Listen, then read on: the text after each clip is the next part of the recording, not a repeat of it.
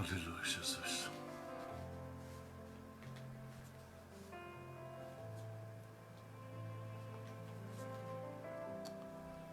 Glorificado seja o nome do Senhor. Agradecemos a Deus por mais esse privilégio de nos reunirmos aqui para falar com o Senhor. Mais um banquete do Senhor para a nossa vida. Mais uma mensagem e uma oração por sua vida, por nossa vida. É um tempo que não volta mais. É um tempo que não volta mais. Cada sacrifício, cada vez que dobramos os joelhos, cada lágrima que derramei, ou que derramamos juntos, cada momento em que nós tivemos o privilégio de parar e refletir na nossa vida, está marcada nos céus.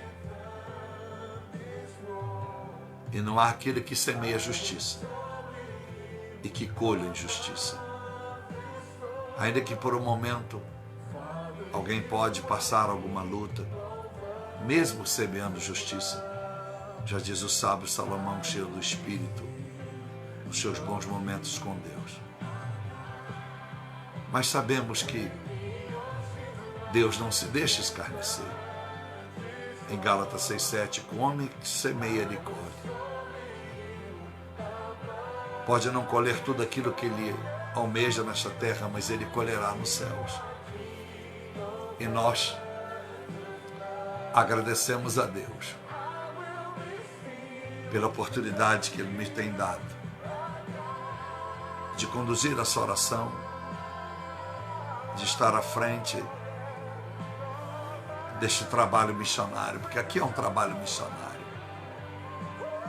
ministrando a todas as denominações, ateus, religiosos, seitas, pessoas que por algum motivo, por curiosidade,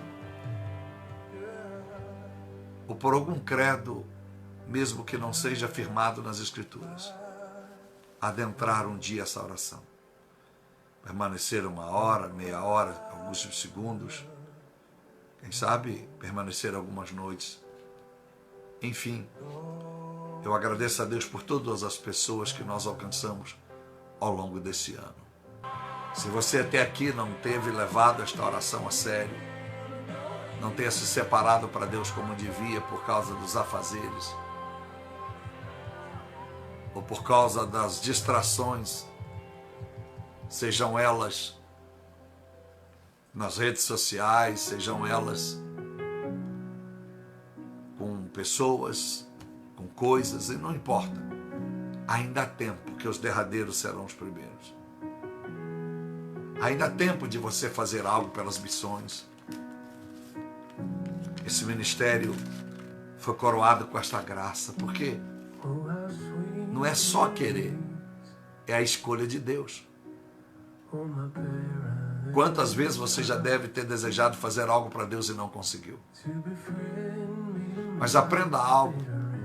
Quando Deus escolhe você para fazer algo, não é você o provedor daquilo que é necessário para a obra.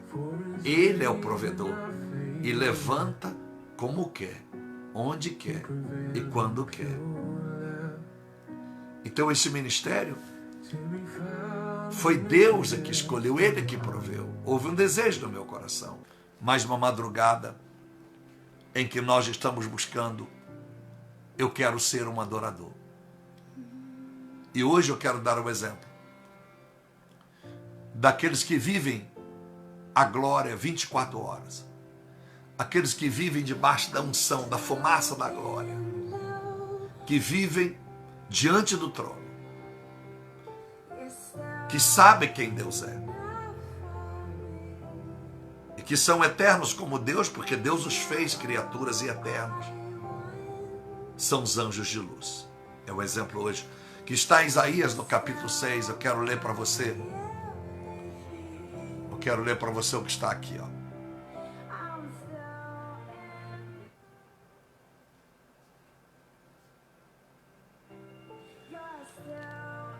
verso 2 do capítulo 6. E os serafins, eu vou ler o verso 1. No ano em que morreu o rei Uzias, um rei que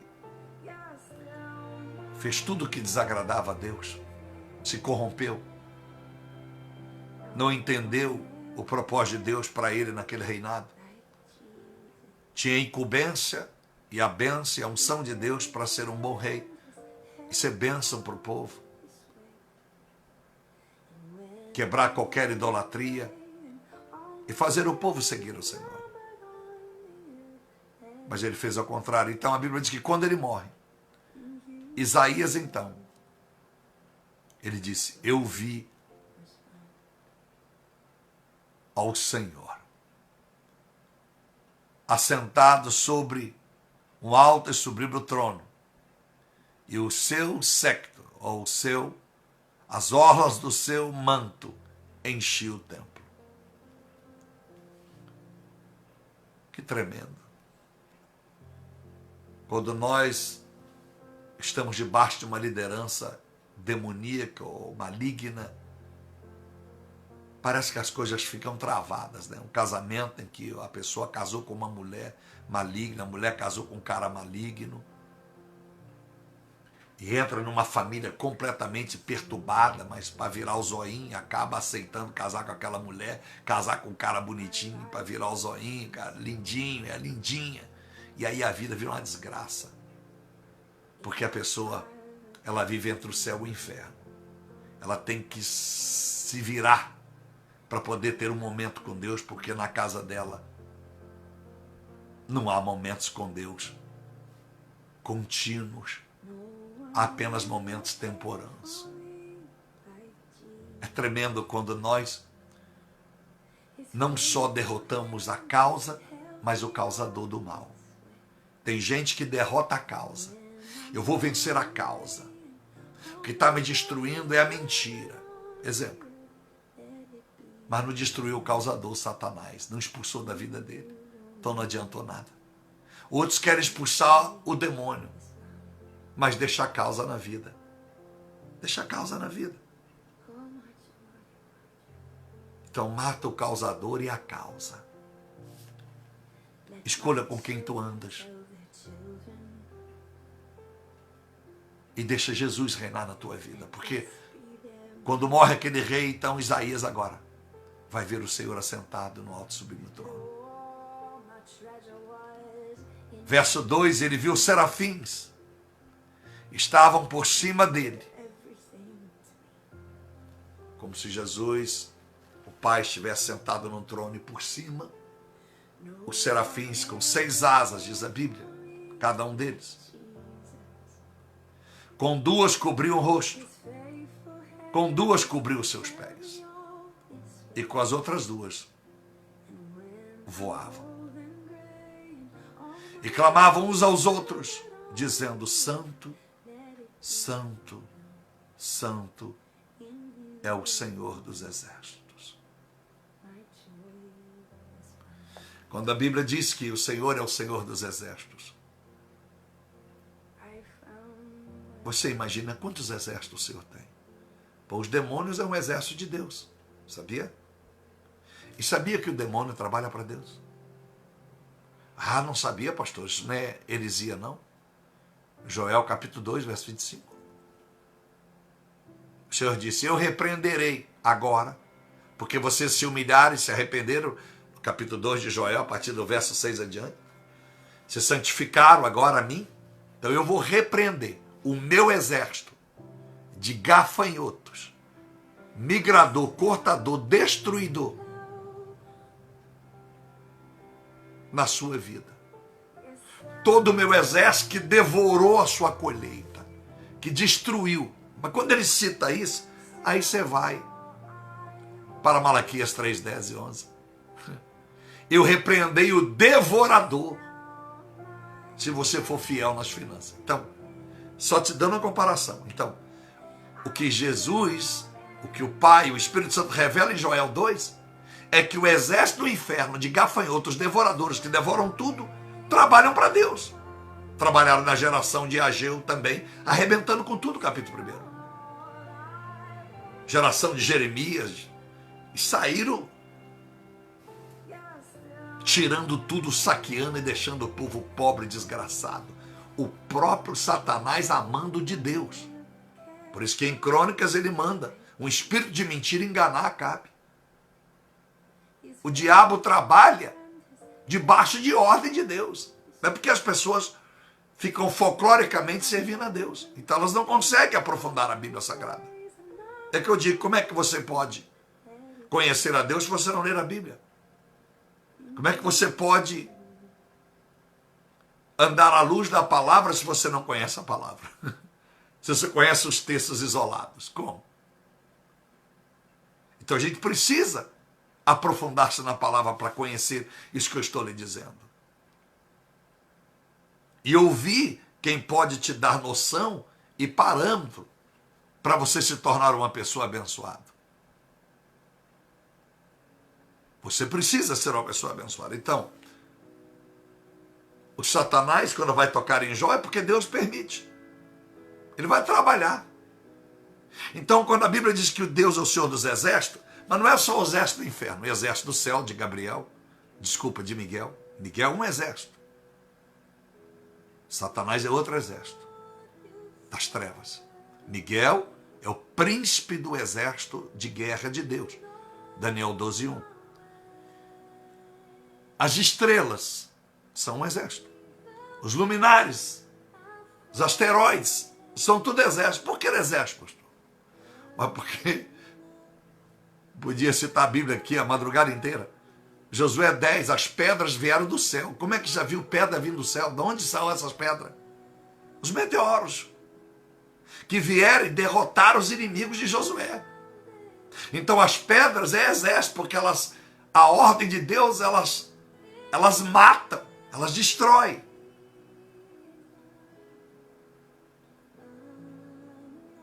A chuva torrencial é um exército de Deus. Chuvas de pedra, de gelo, é exército de Deus. Então tudo é exército. Tudo que Deus criou.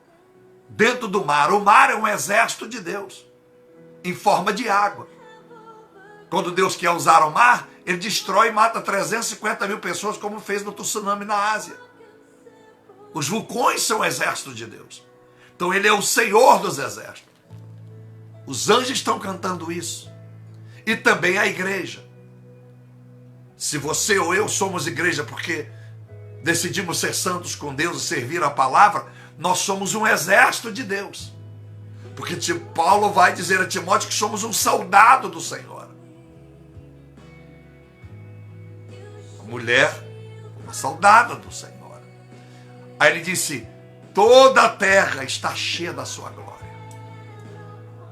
Por isso que eu digo que não importa onde você está, em Jacutinga, no interior da cidade mais pobre e miserável do norte e nordeste desta nação, ou do mundo, a glória do Senhor está aonde você está.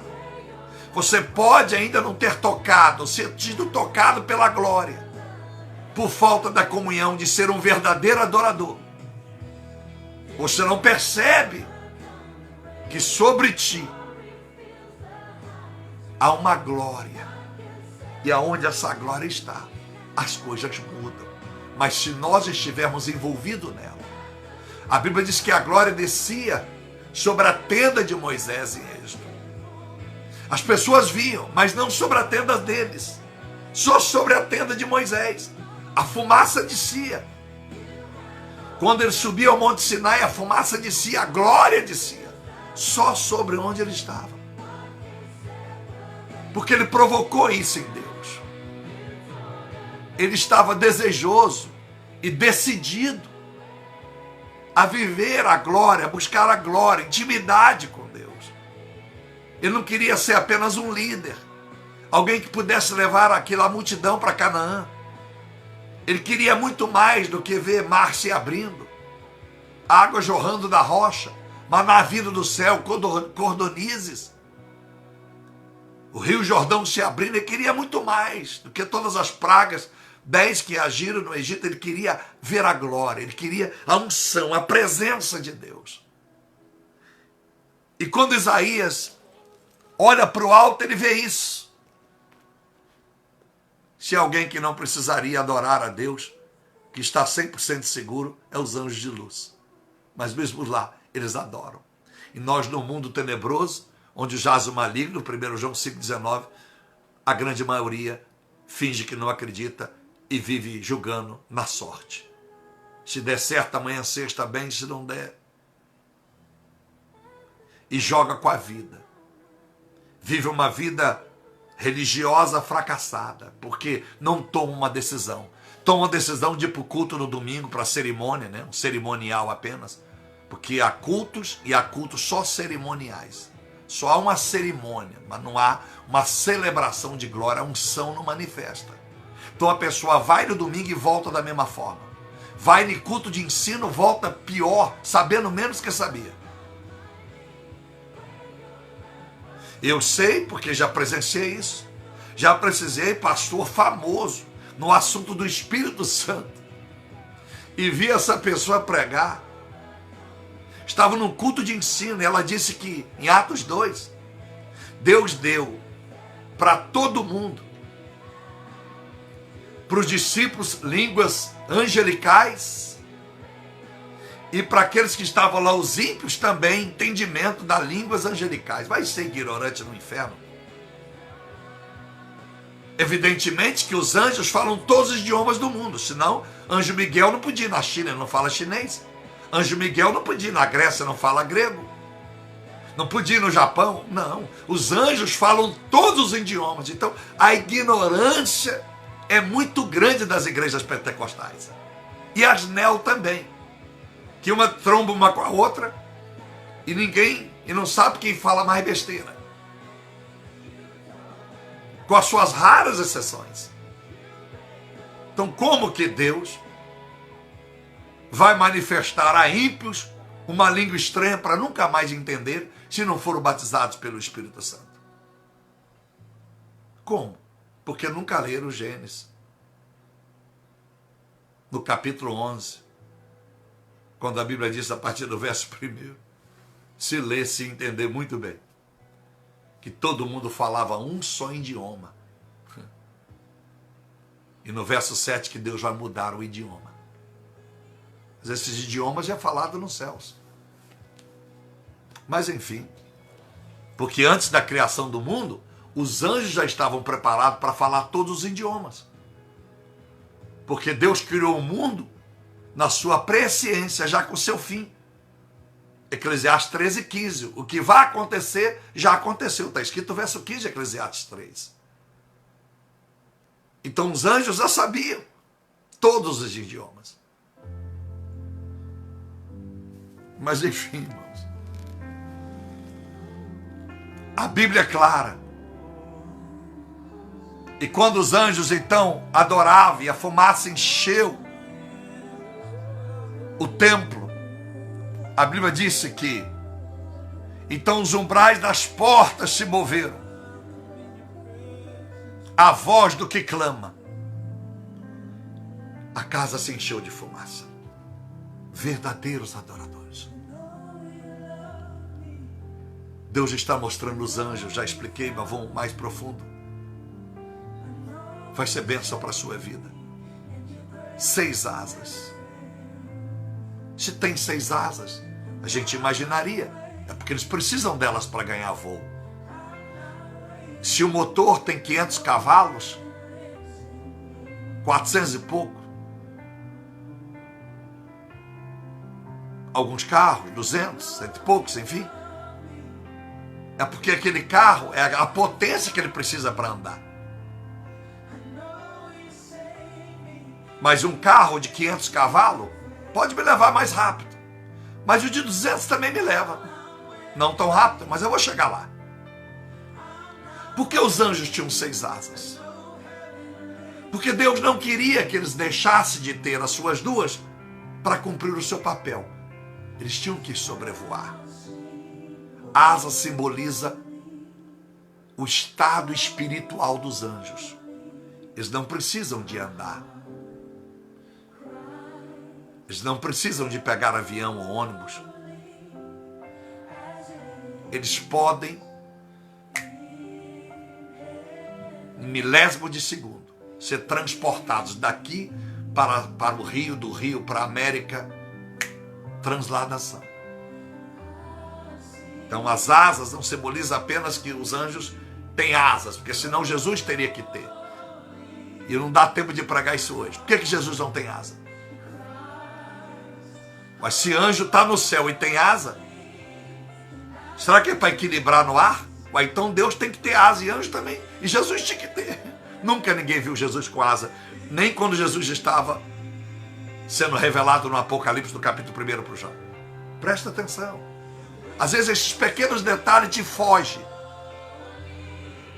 Por isso que o Espírito Santo é lindo. Quando nós clamamos, eu digo sempre, eu desde que me tornei pastor, uma vez por semana jejum para o Espírito Santo. Mas já fiz semanas, já fiz meses. Mas no mínimo uma vez por semana. Então isso eu não colhi da noite para o dia. Então olha o pequeno detalhe. Por que anjo tem asa e Jesus não tem? E o Pai não tem? Se todos moram na atmosfera do céu. Com duas eles tampavam o rosto. A santidade, a glória do Pai é muito grande. A luz é muito grande. E é impossível olhar para ela. Lembra de Paulo em Atos 9:3? Indo para Damasco para prender, maltratar e matar os cristãos. Um resplendor, uma luz vem e ele vai olhar para ela. Ele fica cego 3 dias e 3 noites. O resplendor daquela luz.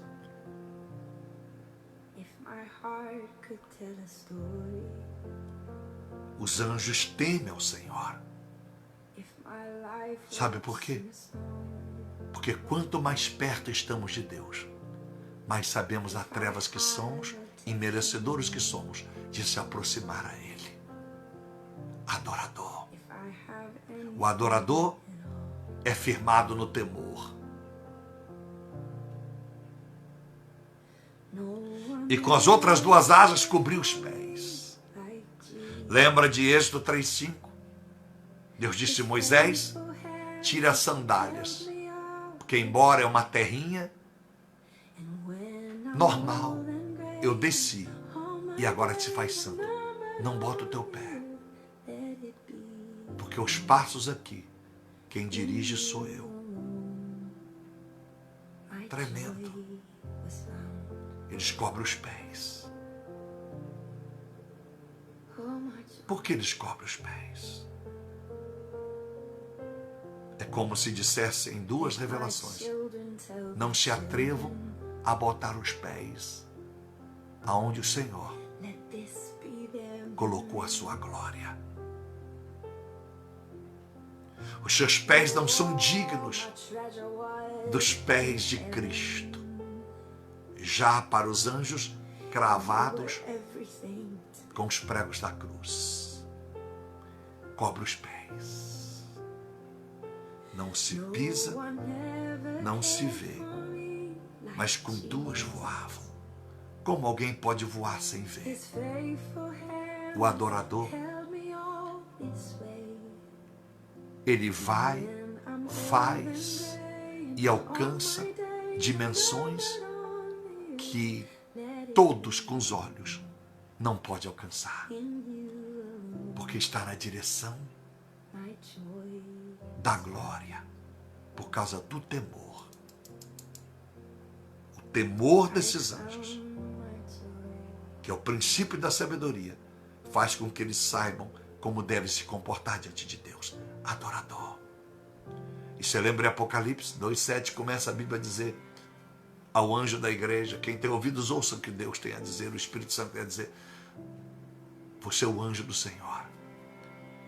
A senhora é uma anja do Senhor.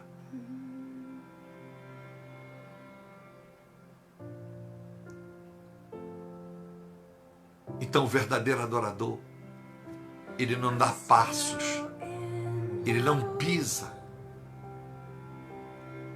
aonde a glória de Deus é que prevalece. Ele não coloca os seus pés, ele não coloca as suas vontades, ele não coloca os seus desejos, ele não caminha sem a direção de Deus. Ele não atreve a mudar os caminhos de Deus. Por isso que a melhor posição para nós é de joelhos, enquanto não estamos no céu, diante dos pés do Senhor. O adorador, ele sabe que seus olhos não são tão lindos por serem azuis ou verde, ou cor de mel, ou etc. Não são tão limpos e puros. Não há colírio que purifique os teus olhos para ver o Senhor. Então, eu me contento a acreditar que a glória de Deus está onde eu estou, mesmo que eu não o veja. Porque o Senhor permite que eu feche os meus olhos para que eu creia pela fé. E quando os anjos adoram a Deus, sem poder vê-lo e pisar no mesmo lugar, cantando santo, santo, santo é o seu nome. Ele é o Senhor dos exércitos. Os umbrais se movem. Os umbrais é que seguram uma porta. Quando um adorador adora, sem umbrais, Deus está dizendo, não há portas. Era o prenúncio, quando ia se cumprir na cruz do Calvário, o véu ia se rasgar e teríamos acesso ao Senhor, porque Ele é o caminho, a verdade e a vida. Não há portas. Tem duas vertentes, duas viés. A primeira, parece que é fácil, já que não está porta, entra qualquer um. Se não há porta, os umbrais se moveram. Seu espírito, você não sabe aonde está a entrada. É como se nós estivéssemos andando num deserto. Pensa eu e você num descampado. E você não sabe aonde tem uma mina. Se você não tiver uma visão, não conhecer a floresta, está no meio do Amazonas, não há portas, não há trilhas. Lugares que talvez ninguém pisou. Aí você é guiado pela bula, guiado pelo sol, guiado pelo vento. Enfim, a experiência. Então o Espírito Santo estava dizendo para nós. Se nós formos adoradores com temor a Deus, debaixo de temor, não se preocupe em ver aquilo que seus olhos não estão prontos para ver ainda. Porque Paulo vai pregar em 1 Timóteo, 1 Coríntios, capítulo 2, verso 9. O que os olhos não viram, o que os ouvidos não ouviram, o que o coração do homem ainda nunca tentou, nunca imaginou, é que Deus tem preparado. O verdadeiro adorador, ele sabe que se ele adorar ao Senhor, não há porta para a sua vida. Não há porta que alguém possa fechar. O diabo, porque Apocalipse 3:7-8, ele tem a chave. A porta que ele fecha, ninguém abre. A que ele abre, ninguém fecha. Ele moveu os umbrais. E a Bíblia disse que a voz que clamava fez com que a porta se movesse. É a voz do Espírito Santo, que é o que intercede por todos nós. A voz que clamava fez mover os umbrais. O Espírito Santo está procurando os verdadeiros adoradores para ele encher a sua vida. E ele intercederá por ti com gemidos inexprimíveis. Romanos 8:27. E ao interceder por você, as portas vão se desaparecer. Você não vai ficar dizendo, Deus abre uma porta, Deus abre uma porta para mim, Deus abre uma porta, não tem mais porta. Oh, louvado seja Deus. E termino dizendo, e a fumaça encheu o seu templo. Você não é o templo do Senhor? 1 Coríntios 3, 16, 17, o templo do Senhor. Se a tua vida, meu irmão e minha irmã, se a tua vida se tornar de um adorador, adoradora, como profeta na sua vida,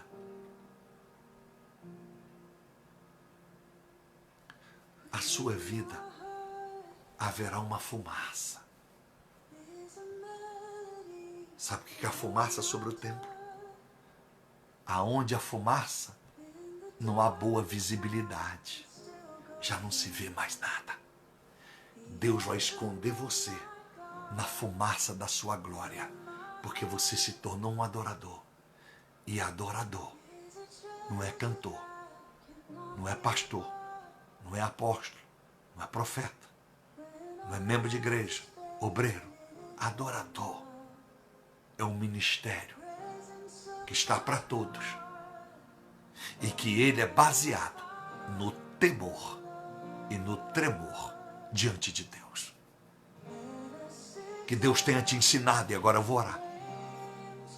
Que você saiba porque agora os anjos cobriram o rosto e os pés. Que você saiba que com 2 asas que sobraram era o suficiente. Deu o seu melhor para Deus. De 6 sobrou 2. Faz a conta. 6 sobrou 2. Quantos por cento dia? Quantos por cento foi de 6? Só 2 ficou com os anjos. Com essas 2 você voa. Com essas 4 vocês vigiem. Dedica temor a mim. As primícias do temor começa pelo seu caráter, pela sua vida, pelo seu corpo, pelas suas mãos, os seus pés, a sua mente. E disse Marcos 12:30, amai a Deus sobre todas as coisas com todo o seu entendimento, com toda a tua alma, todo o teu coração e com todas as tuas forças.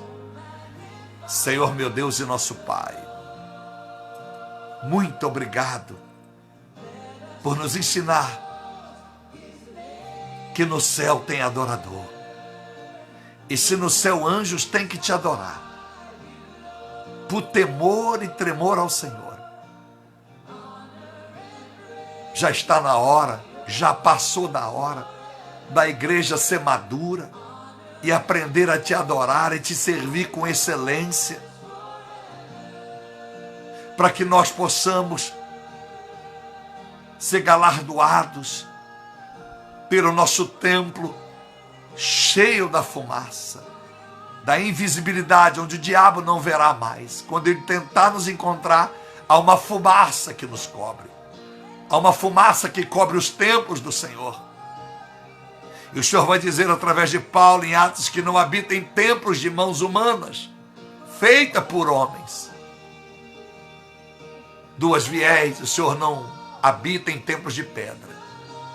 Só pode se manifestar lá, no culto na igreja de pedra, mas não habita lá.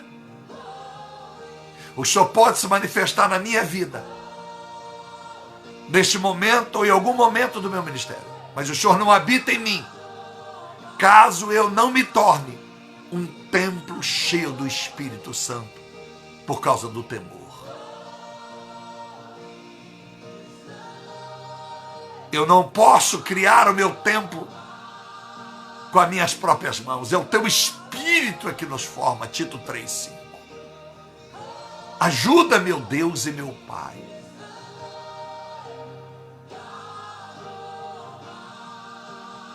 É o Espírito Santo que nos forma. Salmo 104:3. É Ele que nos forma.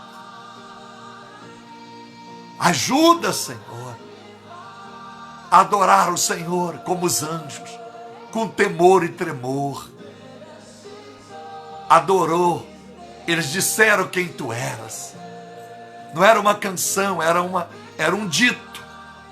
Nós estamos diante do Santo, Santo e Santo, adoração.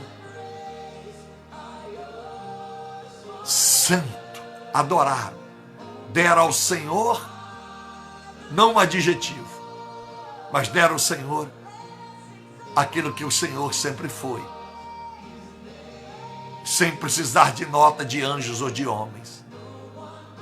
Eles apenas reafirmaram que tu és santo, comprovaram que tu és de verdade santo, o Senhor de todos os exércitos.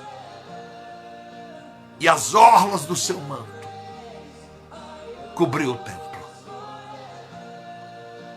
Oh Espírito Santo, posso imaginar uma noiva com vestido lindo e as orlas do seu véu, do seu vestido, ser longo e cobrir toda a passarela. Toda a passarela de uma igreja.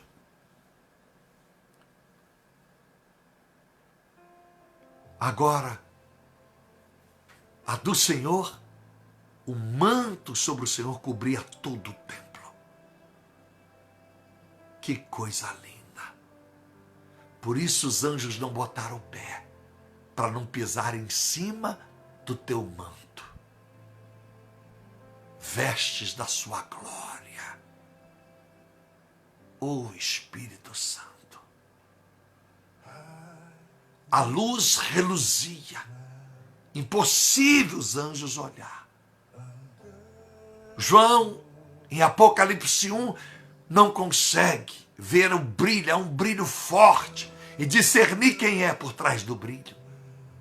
Até que o Senhor revela a ele: sou eu, João, não temas, estive morto e agora eu vivo para todo sempre. Ensina-nos a te adorar, a temer o Senhor, a buscar todos os dias, Pai, o conserto, a reflexão da vida, arrependendo dos nossos pecados, sem que alguém precise nos apontar, e assim o diabo nos faz entristecer com quem nos aponta, quando na verdade alguém só é apontado porque não se arrependeu em tempo oportuno, esperando que alguém tivesse que apontar o seu pecado. Em 1 Coríntios 11, na celebração da Santa Ceia na igreja de Coríntios, Paulo já vai ensinar dos versos 23 adiante como celebrar uma Santa Ceia. E se nós, o homem, examinasse a si mesmo, não seria julgado por ninguém. Ele vai ensinar em 1 Coríntios 2, verso 10 adiante, os homens espirituais, as pessoas espirituais, ninguém os discerne. Ninguém discerne o espiritual, a não ser o Espírito Santo e Ele mesmo. Ensina o teu povo a palavra, porque há pessoas que decoram músicas inteiras, sabem em nome de todos os pregadores, de todos os cantores, sabem música de sucesso, mas se perguntar 30 versículos, onde está escrito o capítulo e versículo, não sabe, muito menos a revelação do versículo que lê.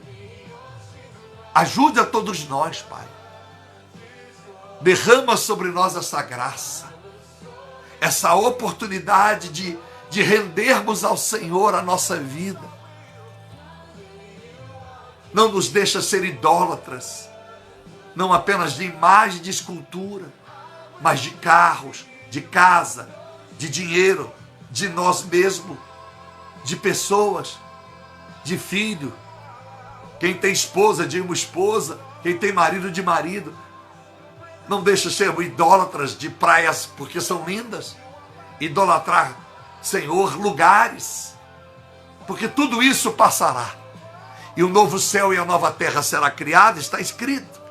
Apocalipse 21, verso 1 adiante. Que nós só sejamos idólatras do Senhor, idolatrando o Senhor. Isso é adorador. Estamos aprendendo ao longo da semana todo tipo de adoração. Aprendemos como o ladrão te adorou.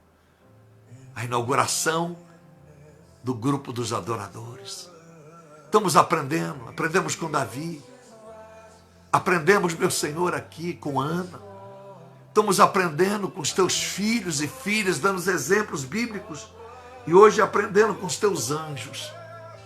Como adorar o Senhor.